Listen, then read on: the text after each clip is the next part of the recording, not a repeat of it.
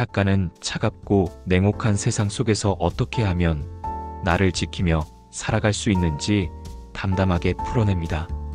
책 속에는 저자의 경험뿐만 아니라 친구, 직장 동료, 가족 같은 평범한 사람들의 이야기가 함께 담겨 있어요.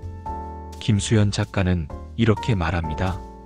남의 화려한 SNS를 보고 비참해질 필요 없다. 누구에게나 인정받으려고 애쓸 필요도 없다. 불안하다고 무작정 열심히 살 필요도 없다. 세상이 정해놓은 정답에 굴복하지 말라. 결국 이 책이 전하는 핵심은 단순합니다. 나답게 살라. 2. 부당한 대우에 대한 최소한의 저항. 작가는 사회 초년생 시절 인턴으로 일하면서 겪은 경험을 들려줍니다. 선배에게 부당한 대우를 받으면서도 인턴이라는 신분 때문에 아무런 저항도 못한 채 묵묵히 견딘 적이 있었죠. 한참 시간이 흐른 뒤에야 그때 왜 단 한 번도 저항하지 못했는지 자책하며 잠 못 이루던 나를 떠올립니다. 그가 깨달은 건 괴로움의 원인은 선배의 행동이 아니라 저항하지 못한 자기 자신이었다는 겁니다.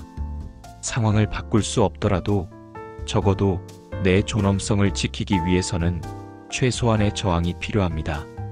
친절하지 않은 이에게 굳이 친절을 베풀 필요는 없고 부당함 앞에서는 적어도 비굴해지지 말아야 한다는 것이죠. 3. 능력주의와 떳떳한 삶. 우리 사회는 오랫동안 노력하면 누구나 성공할 수 있다는 능력주의 신화를 강조해왔습니다. 하지만 현실은 그렇지 않죠. 능력과 노력만으로는 성공하기 어렵고 부모의 자산과 배경이 삶의 궤적을 좌우하는 경우가 많습니다. 그럼에도 우리는 가난을 부끄러워하며 가진 것이 없으면 숨기려 합니다. 명품 옷으로 치장하거나 아파트 이름을 바꾸는 것처럼요. 하지만 작가는 말합니다. 성실하고 정직하게 살아왔다면 비록 가난하더라도 그 삶은 떳떳하다. 돈이 많아도 부끄러운 부가 있고 가난해도 자부심을 느낄 수 있는 삶이 있다는 것이죠. 4. 숫자로 평가되는 삶에서 벗어나기. 한국 사회는 유독 숫자에 집착합니다. 월급, 연봉, 집 평수, 은행 잔고, 심지어 결혼정보회사는 사람을 키, 몸무게, 연봉 같은 숫자로 등급까지 매기죠. 하지만 진짜 중요한 건 숫자가 아닙니다. IQ가 지혜를 증명하지 못하듯 집 평수가 가족의 화목을 보장하지는 못합니다. 연봉이 그 사람의 인격을 말해주지도 않죠.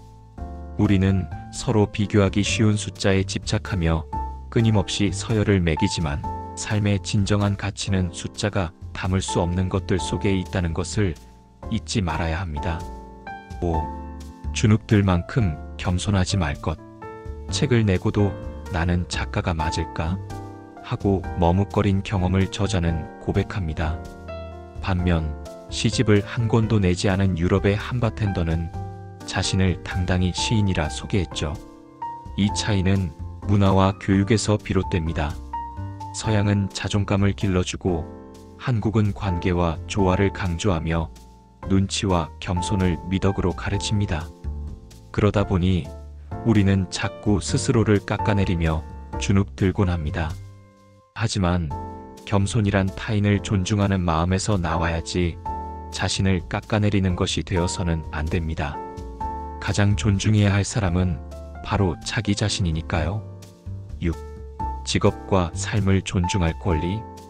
우리 사회에는 여전히 직업에 따른 차별과 무시가 존재합니다.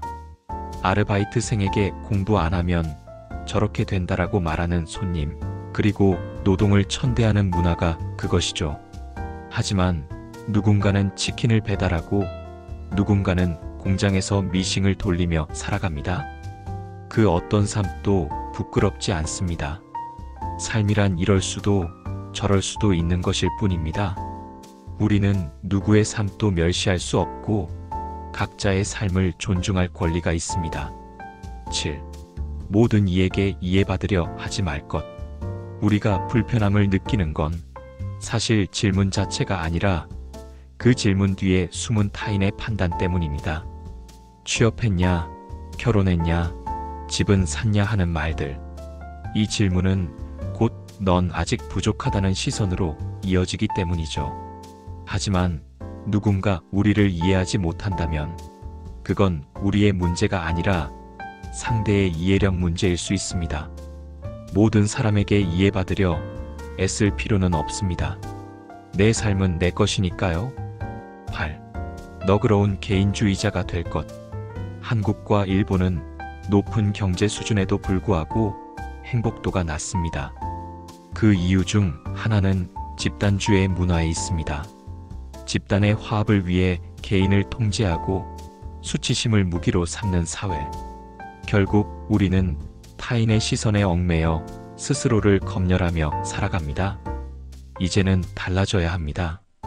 타인의 삶에 지나치게 관심 두지 않고 또 타인의 시선에 주눅 들지 않는 것. 이것이 바로 너그러운 개인주의입니다. 개인주의는 결코 이기적인 태도가 아닙니다. 오히려 있는 그대로 서로를 존중하며 따뜻한 관계를 만들어갑니다. 작가는 말합니다. 나 역시 완벽하지 않지만 조금 더 행복해지기 위해 노력하고 있습니다. 그리고 여러분과 함께 그 길을 걸어가고 싶습니다. 마무리. 나는 나로 살기로 했다는 우리에게 말합니다. 남처럼 사는 것이 아니라 나로 살아야 한다. 타인의 시선과 사회의 기준 속에서 길을 잃어가는 이 시대. 이 책은 덤덤하지만 강력한 위로와 응원을 건네줍니다. 오늘도 좋은 날과 함께 해주셔서 감사합니다. 구독과 알림 설정은 큰 힘이 됩니다. 다음 시간에 또 찾아뵙겠습니다.